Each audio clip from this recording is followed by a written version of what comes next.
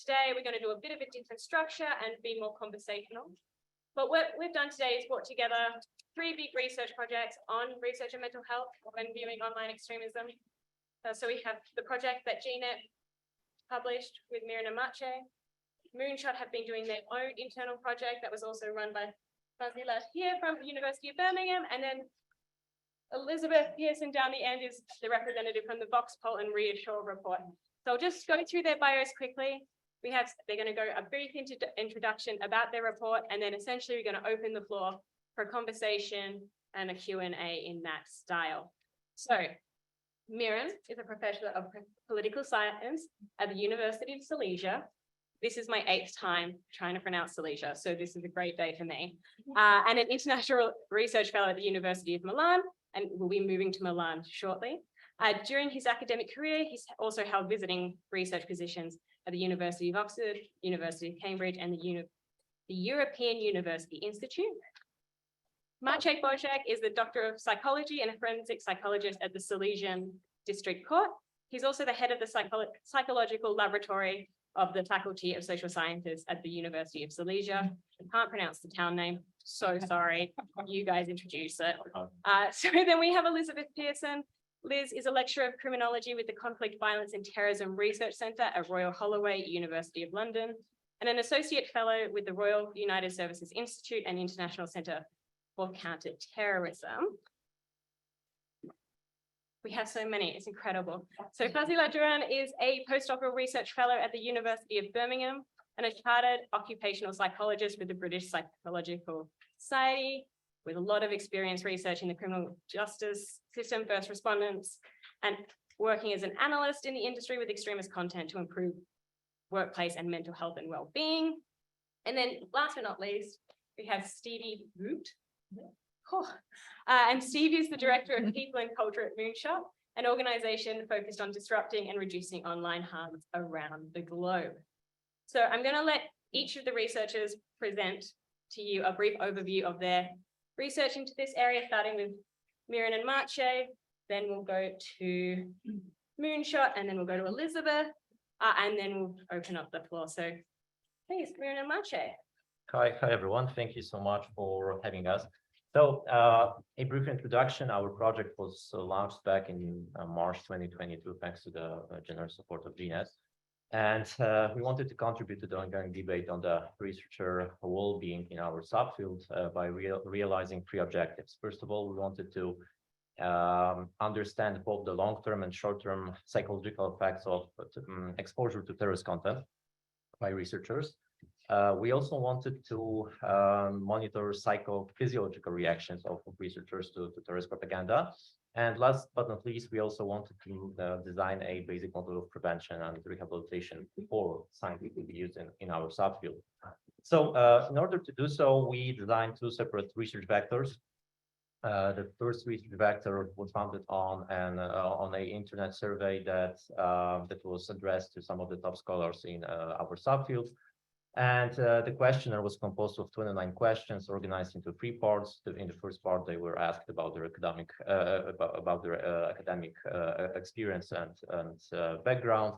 In the second part of the survey, we asked them questions related to their opinions on, for instance, what types of terrorist propaganda may be harmful and why for the mental health of scientists.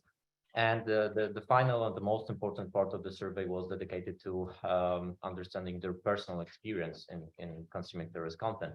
So we asked them, for instance, how frequently they were traumatized, what kind of emotions this kind of content triggered, and also coping methods they utilized and their efficiency.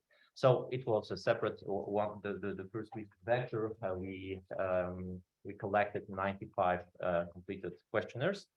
And as for the second research vector, as far as I know, it was carried out for the first time in history. It was founded on a novel experiment which aimed to understand how researchers react to the consumption of terrorist content displayed on a computer screen. And we used an eye tracker and biofeedback device to do so. An eye tracker was used to monitor eye fixation of participants, so what they were looking at a given moment of time. it allowed us to learn what attracted their attention.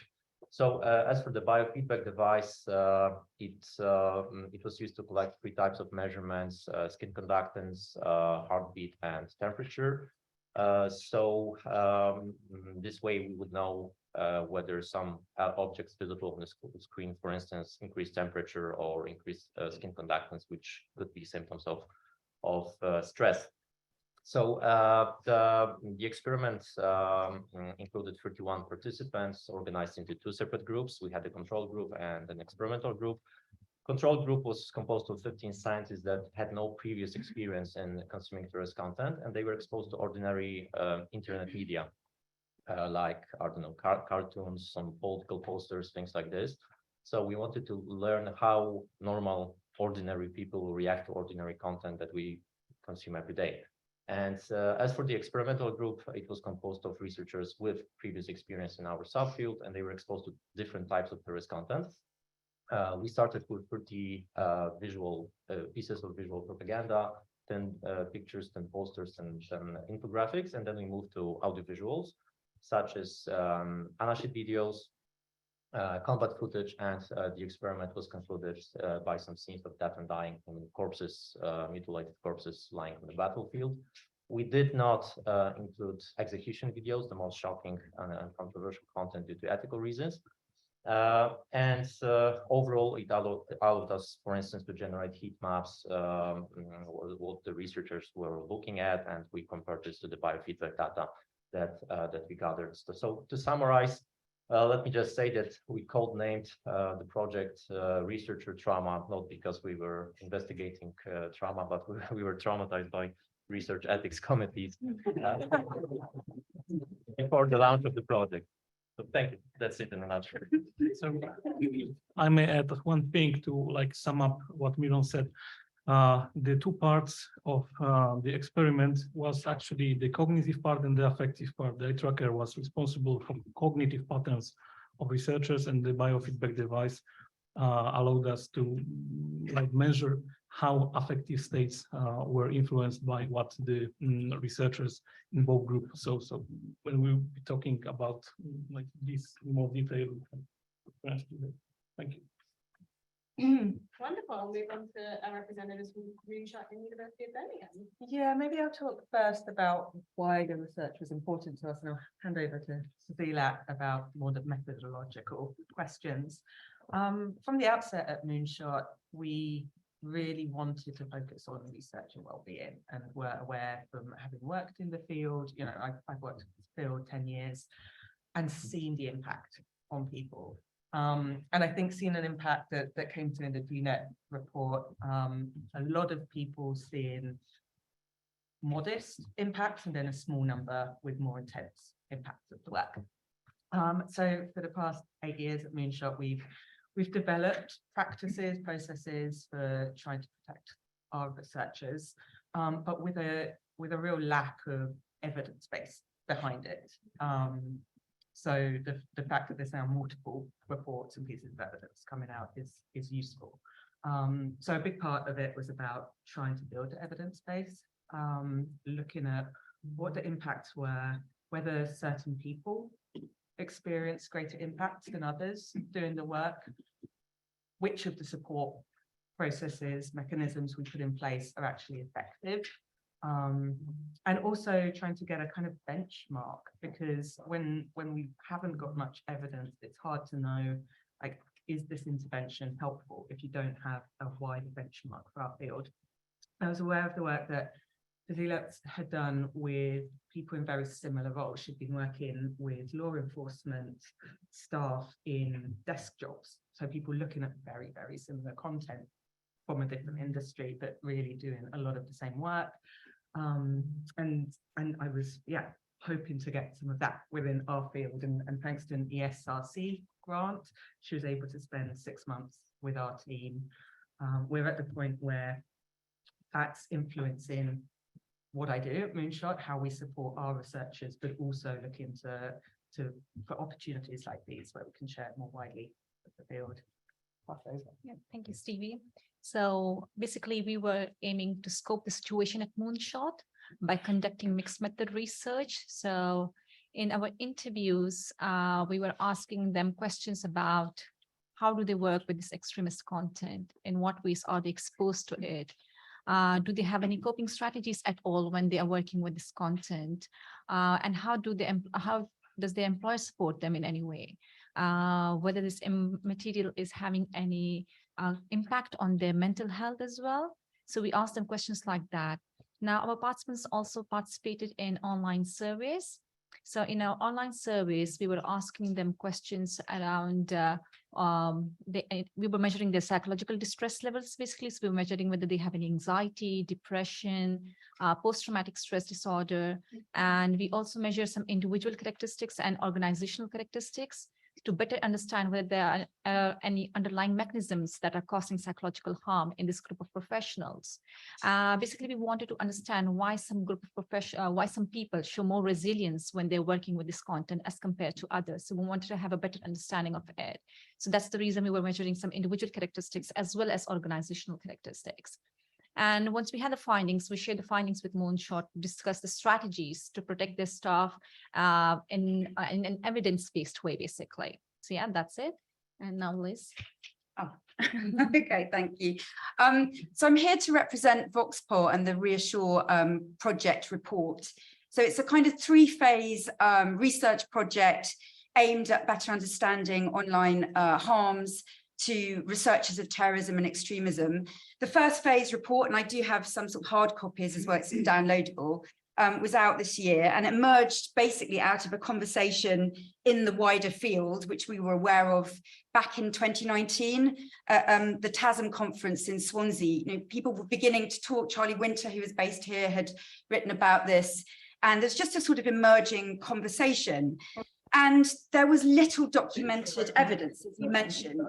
So the point of the first phase of our project was to go and talk to researchers and document what they were saying, so that there is a kind of compendium here of some of the experiences that people have had, both good and bad.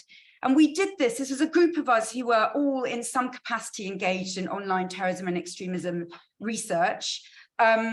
And we tested questions on ourselves first. So those questions were, again, similar about the harms, about personal mitigation strategies for those harms.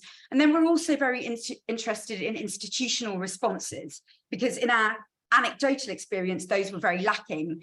And the research team came from predominantly university-based, but also think tanks. So we spoke to 39 researchers in this first phase, and we explicitly chose researchers at mostly universities in the global north because of specific challenges that those in the global south can face, as discussed in the last panel from state actors. That's not to say that we wouldn't be interested in doing research on those explicit experiences at a later stage. And we tried to speak to half women. So we started with the pool of people that we know. Obviously, we don't know everybody. So we then snowballed, asked people, who would you suggest we speak to? And we did, I don't know how many interviews in the end, but we then analysed those, coded them, and organised the report around the harms, the mitigations, the institutional responses, the community, because the community emerges as extremely important in offering support to people. More important than the institutions themselves. And those are self-made communities, really. And we also talked about training, because it was very clear to us that there is no shortage of interest in this space, but there is a shortage of training, awareness. People were very much kind of learning ad hoc, unless they were lucky enough to be in a really experienced and supportive team, and not everybody is. And even if you are, you may not necessarily get that support. So just to briefly say what we found, and it's probably not a great surprise to people, we did find some significant harms. So 2/3 of people said they had been harmed. Significant harms, 1/3, and that's their self-definition of what had impacted them, not our definition. Importantly, 1/3 of people didn't say they had any harms at all. And actually, the longer you'd been in the field, the more likely you were to say, I didn't experience any harms. We also found that identity and career position was really important in how those harms were distributed. So if you had a marginalized identity, if you were researching an identity which was close to your own, for instance, you're a woman researcher working on the manosphere, the possibility of harms was increased. If you were a junior researcher, perhaps felt unconfident about asking questions, perhaps felt that you didn't want to say, actually, I'm finding 12 hours of looking at Islamic State material online isn't particularly good for me, because you want a job, you don't want to seem incapable, all sorts of different reasons that people reported, that impacted. So we saw also that, you know, particular communities of researchers were doing much more of that kind of emotional work in supporting themselves and their work than other communities. And institutions, you know, actually only a third of the people that we spoke to had gone through the traumatic ethical review process. That's because some people had some funding for a project, but this was almost like a hobby project on the side. I'm sure you're all sort of aware of those. Or that because they were doing research that didn't count as research with human participants, it didn't count. In the eyes of the ethical review process. No human being was being involved. And many of our researchers were actually doing what we called passive research. So they were data scraping, they weren't interacting with extremists, and they were invisible to the university ethic and protection systems, essentially, because the digital space simply didn't count as a field of research in the same way as traveling to Syria or Iraq would, you know, prompt a whole series of questions and about your personal safety as well as that of your interviewees. So we found, you know, I won't say very much more because we want to have discussion and hear about people's experiences as well. But we did find that people were very open. They talked about this being a really cathartic process, talking to us about the experiences that they'd had. And the sort of takeaway is that, you know, we're not the first victims of terrorism. Those are people whose lives are affected. But if we take this field seriously and we take the research seriously, then researchers also need to be invested in and protected. And that means that institutions do need to change and to learn from the much better practice that is going on at places like Moonshot, in the police, journalists. There are, you know, disciplines that have got a much better history of safeguarding and just a whole language around that safeguarding that academia doesn't really have. So I'll finish there. If anyone wants to report, come and see me. I don't want to carry all these home again, so thank you. No, having printed reports is a burden no one can really quite understand until after it's happened. So I was going to do some opening questions for the panel, but I think because of the mitigating circumstances of a fire alarm, I will leave my comments and open up to the floor. But I just wanted to know, I wanted everyone to introduce their projects first so you could understand what the document is in front of you. So what we wanted to do is bring together the findings from all of, look at you all being diligent students, having a Russell. No, so we wanted to bring together all of the main findings from the 3 different research projects. So hopefully some strategies will work for some people, others won't work for other people, but we wanted there to be a guide of what has worked for researchers in the past and some of the best practice emerging in this field. So you had something to point to. So the first page is about personal harm reduction strategies, how to take care of your own personal well-being. The second page is about what you can use with technology to mitigate that harm. So using things that already exist on your devices, such as automatic blur apps, in terms of using OCR, so utilize optical character recognition to remove the text from videos, for example, so you can view them separately. So there's hopefully a list of tips and tricks in here for students. And then you can go like this and hand the institutional responsibilities to the head of your department. So wasn't that a nice visual? So that's available for you. We'll also put it online shortly. There's extra copies here if you do want some. So that's something that we did collaboratively because we thought it was very important to start knowing that early career researchers had, and PhD students in particular, had nowhere to start, to have something to point to so that they could look into each of these themselves for the ones that were of interest. So with that in mind, I will open the floor to questions from our audience, both online and in person. So I don't think we're going to have a shortage, so we'll start with Diva and then we'll go up to Rachel. Hello, thank you. I'm going to presume that this works. Thanks so much for the panel. My name is Deba. I'm a program manager for violent extremism at TikTok.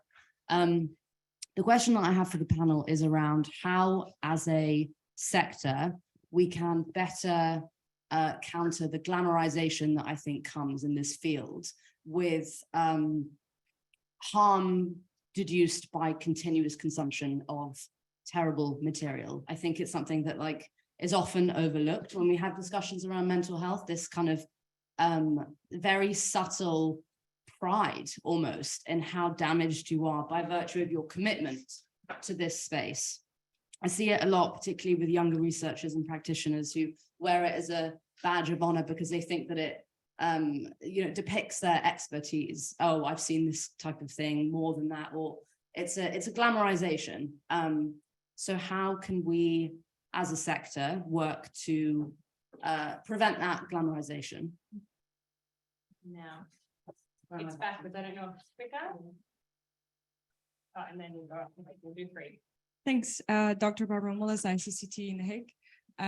Thanks for sharing. I think this is so important, and many of us in the sector are really pushing for a change and a focus on mental health, but it's just happening too slowly. So I'm definitely going to hang this at the ICCT entrance door. My question was for Dr. Pearson, but also for the rest of the panel. You mentioned that the longer you spend in the field, the less harm is sort of acknowledged for various reasons. But I was wondering, what about the factor of just becoming desensitized? Because I've seen this as well a lot.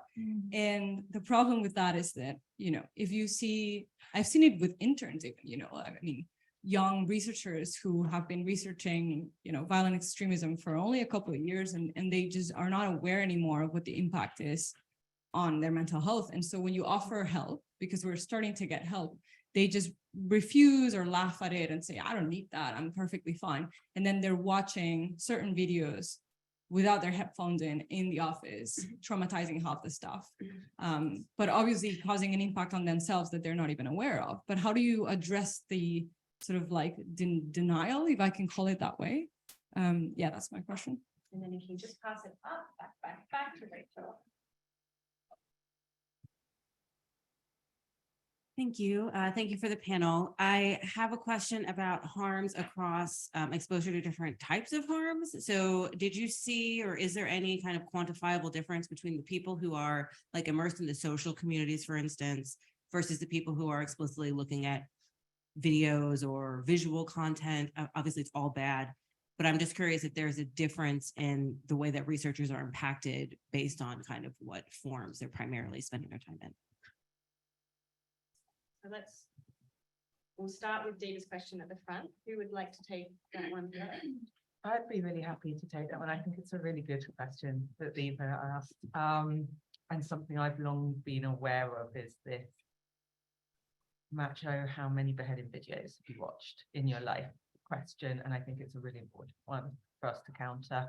I think it starts with culture, which starts with leadership, and it being talked about seriously as work that can harm you, and having leaders that talk about the impact they've seen in their career and that they need staff to take it seriously. And then, like, I think one of my bugbears when this topic comes up is that often the answer is good specialized therapeutic support. And that's part of the answer. That's definitely part of the answer. But if we just focus on supporting people when they have been harmed, we are not carrying out our duty of care. Like, we have to focus on limiting exposure in the first place and training people, supporting people who are going to be exposed. And at limiting exposure, I mean, at like Moonshot, we think about proportionality in any project we do. Is the exposure, the possible risks to our staff proportionate to what's going to come out? And that's part of how the research is designed. That's setting a research question that says, like, this is the data we'll collect, how we'll do it, this is when we'll stop. And I think taking that point of view helps you frame it for the team that will be doing it, because then if you find that people are looking at more content that they didn't need to see because there's technology that means they don't need to look at those images, you can ask why. They're not, like, part of their job is doing it in a safe way. Just, you know, it's health and safety questions about how they do their work. Yeah, that's how I would approach it. But I think it's both. It's both making the manner in which people do their work really clear to them, but also it's culture and leadership, and that's the tough one to change. I will also add something to it that during the interviews, what I came up with is that participants spoke about that when they join these roles, they want to help the people indirectly, the society indirectly. And when these roles are being advertised, they're not clear in terms of what is being expected from them. So when they come to these roles, they have different expectations as compared to what expectations the organizations are going to have from them. So as a result, what happens is that they don't share their experiences or what trauma they're going through. They don't want to speak to their people. They don't trust the system. So what Stevie was mentioning, then there comes the culture. So I think you need to have transparency during recruitment stage as well. So that's very important. And that should be followed by having adequate training as well. So I did come across a number of people who are saying that there is no training at initial stages. It's just that it starts towards somewhere in the mid of their career, or like after a couple of months or so. So it is also important that they are aware of what are the signs and symptoms in the early stages. So if they come across, they should be open to what they can speak about and whom to speak about. So that is like, if you're having issues, that's okay. You can come and speak to us. That's normal, because that's the part of the job that you're doing. It's not something different that any other person is not going through. So it's making it more open to the people as well. So when it comes to the first and the second question, let me just say that we were quite surprised by the results of our survey when we compared replies of the junior and senior scholars, because there was a huge difference in how they approached this problem. Junior scholars, most of the time, as Deepa mentioned, they looked like they did not care about mental health. They seemed very reckless, even in approaching the content, and it contrasted with the attitude of the senior researchers, those that consumed huge amounts of terrorist propaganda, that were usually very careful in how they analyze terrorist propaganda. And we saw that we noticed an overrepresentation of senior scholars among those that reported frequent trauma in their careers from the consumption of terrorist propaganda. So it needs to be investigated in greater detail.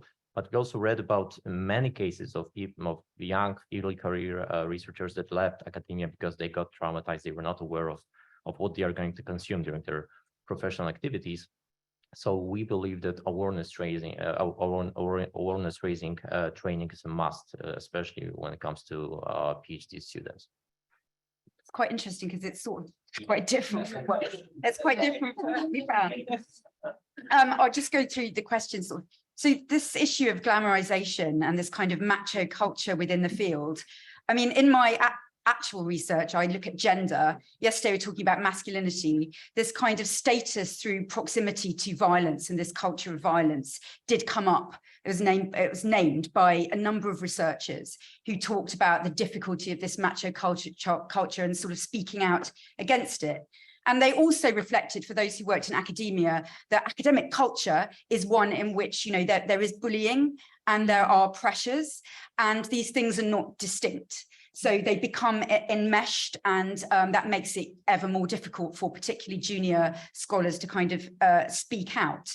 So I think it's sort of, you know, individually, the more power we get in this field to kind of push the narrative that it isn't a badge of honor to watch executions. It's not going to benefit you in the long term, to have that respect for the humanity of the people that you're engaged in those materials online, and just, you know, to do our bit. But you're right when you say that the culture comes from the top, and changing cultures is very difficult when you're at the bottom of those cultures. It's about, you know, looking for good leaders and for strong leadership in this area, I think. In terms of the desensitization and this issue of younger versus older researchers, we weren't really clear on why the senior researchers, that's those with 10+ years experience in the field, were reporting less harm. It may well be that the younger researchers had joined at a time when they were engaged in Islamic State research. So Islamic State is clearly renowned for particularly brutal video and visual materials. And some researchers have become very immersed in this with very little advice about simple things that are on here, not having the color on, not having the sound up, not looking at these videos when you're on the bus going out, or, you know, just before bed, which is what people were doing until they kind of thought, you know, maybe this isn't so, maybe I'm having these funny dreams I'm having because of, you know, watching this stuff before I'm going to sleep. So that was one thing we kind of thought might have been the case, but desensitization came up. We talked to lecturers who sort of, you know, and it's in here, they reflected on, you know, having that image in their slides for their undergraduates of heads in a bucket, and, you know, and putting that slide on and laughing because they're so desensitized that now they're responding with humor, because they've got a distance now between that normal emotional response to this stuff, and the students being like, oh my god, you know, sort of take that slide away, and then having to have a whole session, you know, and they admitted to this freely and were like, you know, I'd lost track. It's only when I see in the faces of the students how far I have come in terms of desensitization. And this was a real concern for people. What are the long-term effects, which we still don't really know? It may be, but the people who reported they were fine are actually some of the most harmed, because they're so desensitized, they actually can't even identify those harms.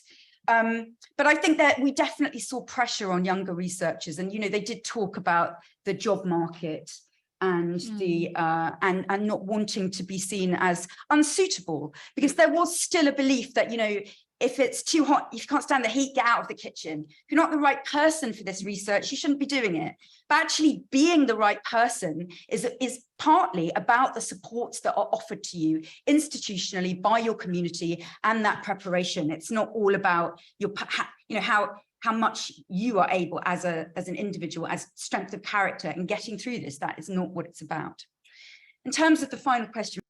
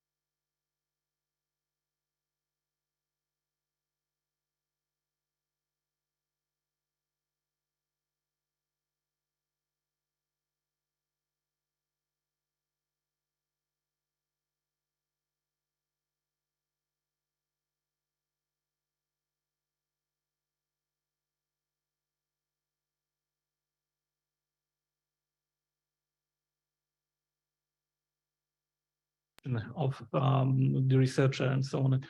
I want to chime in with one area where this question popped up, like, I think 15 years ago in my country. In forensic psychology expertise for court, you have different kinds of cases. You have cases for demoralization, so you have like young people below 16 years old skinning a cat, or like setting their dog on fire or something like that. And you have to watch through it, and you have to actually diagnose this guy. Then you have molestation cases. So you have a girl that is like 2 hours talking about how she was molested. And the problem was that the courts liked to give the cases to those people who took them. So the more that you took those cases, the more known you were, and you got more of those cases. And like forensics expert didn't handle it very well.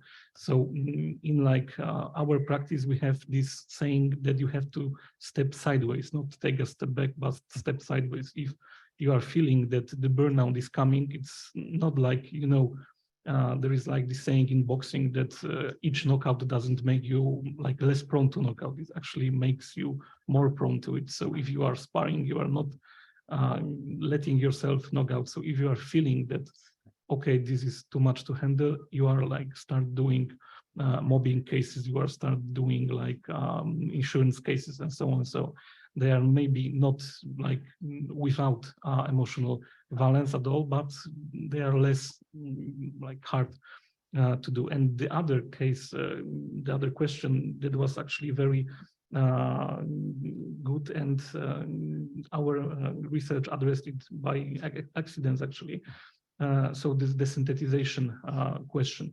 So by measuring galvanic skin response, we were able to prove in like a scientific way that researchers that looked at this, let's say, more traumatic material, but because it was involved it was containing scenes from like battlefield and so on, had higher arousal rates. So if you like think about GSR and electromyography, you have two vectors. You have arousal and you have valence. So we didn't check for valence because we would have to like put electrodes on the people muscles and it would like involve oils and so on and so on. So let's not go into that. But we actually measure arousal. So the researchers who were all people with great experience in the field had higher arousal than the researchers who were looking at just normal stuff. So do we think that they felt it? No, there is some kind of compensation mechanism that we can look for. And we know now that there is one there because their body is reacting more than normal body. But that's unconscious mostly. Yeah. So this may lead to developing unhealthy habits in the long run. Wonderful. So I will start with one of the questions from online, and then we'll take another two questions from the audience. So ask, is the discrepancy with senior researchers potentially survivorship bias? So those who have stayed in the longest are those most able and resilient to view this content.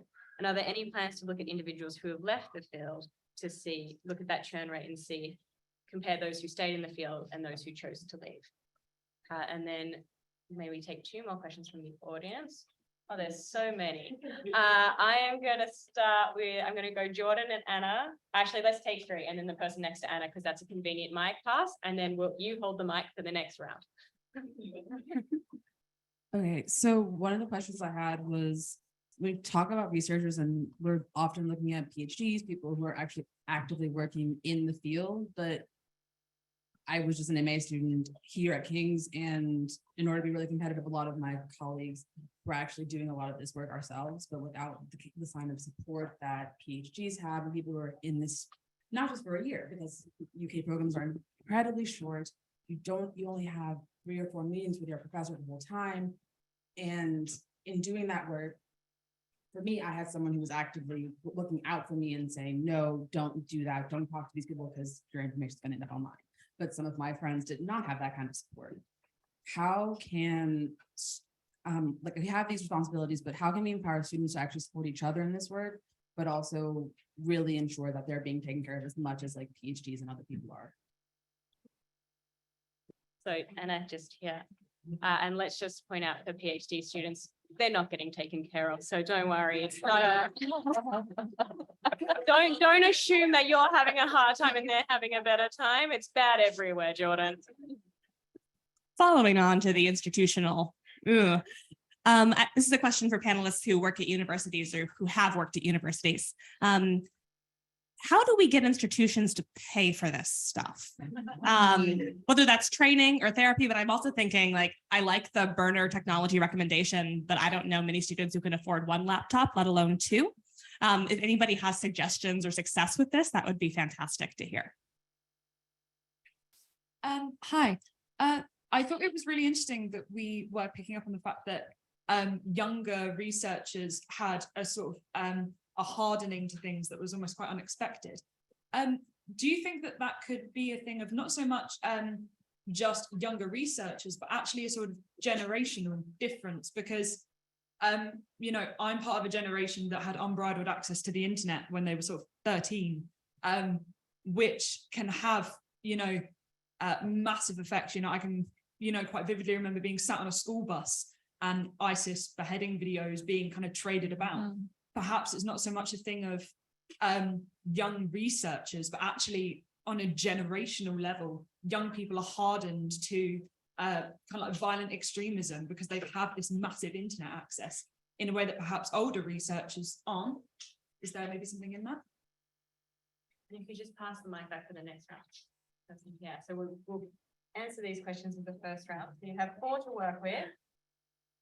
Pick 2 each. If possible. I might start with Stevie. Would you like to start? And then we'll go to Maciej and then to Liz at the end. Yeah, I mean, we also looked at impact on analysts and impact on managers. So like, whilst not kind of less clearly defined because it's roles rather than length of time in the work, we saw that analysts had higher levels of secondary traumatic stress symptoms than managers, though almost all managers would tell me that they don't think they're impacted by it, and secondary traumatic stress symptoms were there very clearly with managers, and they differed quite a lot by individuals. There was quite a lot of variation, but they were there. So I think that they're, you know, in studies where people are self-reporting the impact on them, that also perhaps plays a factor, that you might think that you've been in the industry a long time and are used to it and you're fine, when actually Fazeelat's measures were suggesting that there was still impact for those people. The other question that I think is really important is the how do you pay for it? How do you get institutions to pay for it question? I feel it intensely because I come and talk about things that Moonshot are doing that are good, and our staff still have secondary traumatic stress symptoms despite everything we're doing. I think that was a really important finding. But particularly in universities, it's such a different institution, and how do you get that kind of support in place? I think the only way that's going to be taken seriously, bar something really tragic happening to a researcher in this space, is that the funders start to care about it. If money is linked to putting good support in place, then suddenly everyone will start doing it in order to get the funding. And I see that increasingly. I write bits of bids where like actually we're going for some money and a funder is interested in whether I'm providing therapeutic support to our staff if we're, you know, putting in place technologies that limit their access, but it happens still too rarely, and it's the funders that I want to talk to. I'll add to that in law enforcement staff, they are not given us such therapeutic support as in Moonshot. So if I make the comparisons, so the level of they were showing signs of depression, post-traumatic stress disorder, whereas Moonshot staff was showing secondary traumatic stress, which is much better than what law enforcement staff is going through. And we did find that perhaps the therapeutic support is helpful. Now, again, where does this money come from? If we let them know the after effects of, because it's going to affect, you're going to recruit people again, people are going to go on leaves. And if you show them this economic impact, and that might be helpful in getting funding. So what Moonshot is interestingly doing now is that after our suggestions, they are going to look into more like applying for funds as well, which will be for this therapeutic support, which is like that will show that they are interested in supporting the welfare of their people. We also, as it was said, that how can we make the comparisons between the people? And this will be really interesting to see over the longitudinal term. Like this will be something like longitudinal study where we can see that how, when some people leave the organizations, what is the impact? We have seen that, and it was in the news as well, that when people leave the organizations, one of them was diagnosed with PTSD, and then they even sued that organization. So because they don't have that social support system in place when they are within the organization. So when they have that system within the organization, they don't realize what they're going through. But once they're outside the organization, they identify the issues that they're having. They might be having sleep problems, nightmares, or anxiety. So, and at that particular point of time, they don't have the support system in place. So they realize something is wrong with them. So that's when they realize that something is going on with them. And in terms of how the PG students could be supported. And so something came up within our university as well, that because we have students who are working with quite distressing content. And what we found that what they are doing as a team now is like creating groups where they can openly share, because they can't speak to the supervisors openly as well. because they feel that if they speak to their supervisors, there is lack of confidentiality and they're not open to share there. So what students are doing within our camps, they're having those groups where they can openly speak about it and they can openly share their experiences. And they have also created an online webpage, which I can share with you. And then where on that they share their experiences and learn from each of their experiences. Like, okay, you're having this problem. How do you come across it? Now we have to be quite cautious in terms of how we are sharing this information with our colleagues as well. From the interviews, I found out that some people, what happens is that they're sharing experiences with their colleagues, but they don't know that when they're sharing some experiences, that there might be some triggering points from other people. And you are indirectly impacting their mental health as well. So you have to be quite cautious in terms of what you're sharing and how you're sharing. So that is where you're going to have a duty of care document as well towards it. And so, yeah, that's what I would like to add to it. So So, let's do some speed responses from Miron and Liz, and then we'll take the final question, and then you'll have a great conversation for lunch. So okay, so the question about the institutional responsibility. If you want to have terrorism studies at the university, you have to provide certain resources to researchers. If we don't have such resources, it will lead to some problems related to mental health, and not only mental health. So we need to openly communicate with the management that we have certain needs related to coping, training on coping methods, awareness raising training, and obviously increasing the accessibility to mental health services at universities. And this actually happens in other fields like criminology at many universities in the Western Hemisphere. So we just need to be open with our needs and hope that something will be done about this. And the question related to the generational difference, I fully agree.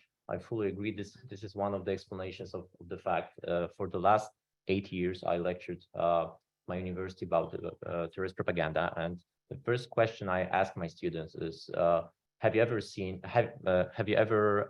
seen Islamic State execution video? And all the people raised their hand. There's not a single person in the room that have never seen it. So this is something that did not happen like 20 years ago. It could not.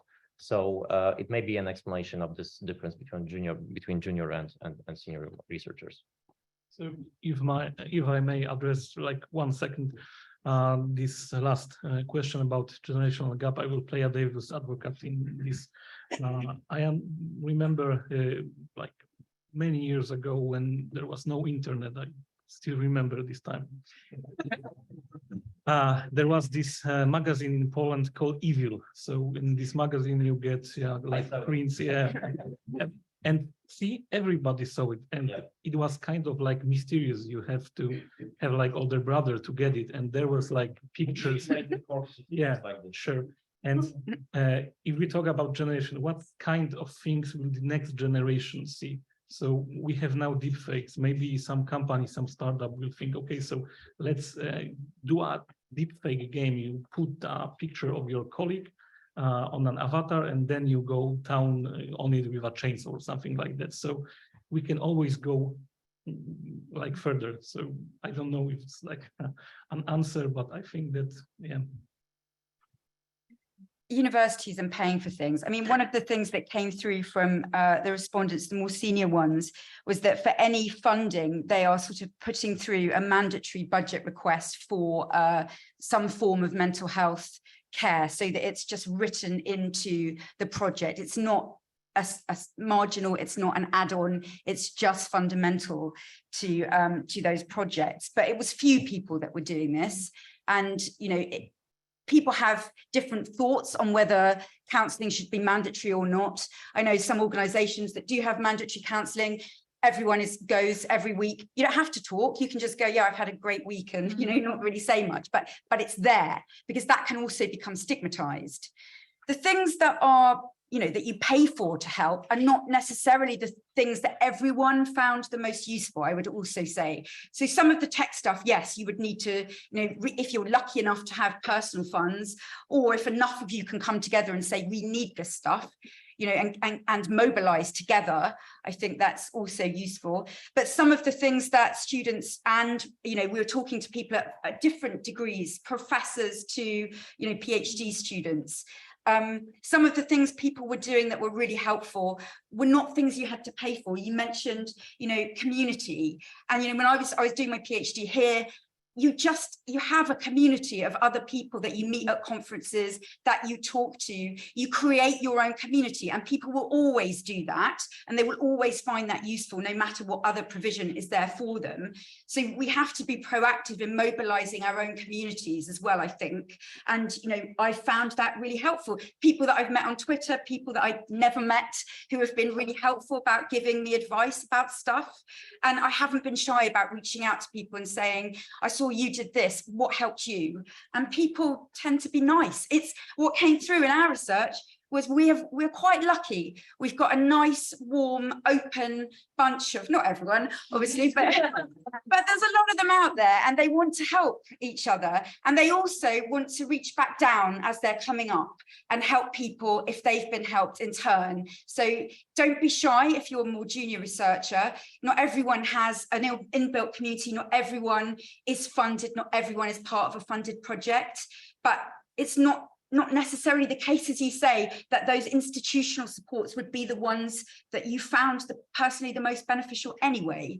So, it's not a perfect system, but I hope it is improving as we learn from organizations like Moonshot and, journalism and tech companies. So we have rapid fire last question. The pressure is on. I promise I will keep it brief because I'm also starving, and I'm sure that everyone else in this room is as well. So I am a mental health social worker by background, and I think reports like this are so vital. They really point out the areas that are missing. My question is, what happens next with this report? It is wonderful that these recommendations are here, and I'm a PhD student. I am studying de-radicalization and radicalization and interviewing professionals around their confidence. I will be ripping this off and giving this to my supervisors. And that's great, but this cannot be the end of the road for this kind of report, can it? And there's a lot of things that I was looking at these recommendations, and I can hear the universities externalizing that responsibility. You've written training. Who's designing that training? Are you designing this training? Because you guys are the ones with the knowledge from these reports. So I think the question that I have is, what happens now? Can I answer for the training? I can very proudly say that we have our first PhD training workshop on methods, ethics, and well-being in the end of June. Stevie is coming along, Fazeelat's coming along as well. So we're going to try and do like the introductory bare bones to early PhD students, to go through those very fundamentals very early on. And it's a pilot project. We're not going to say it's the be all and end all, but it's our first attempt really building out of Miron and Maciej's report for us and Voogt report to say there was absolutely nothing. Like 83% of people said they never, in the survey here, said they'd never received support from the institution. And so we're starting, and it's a small start.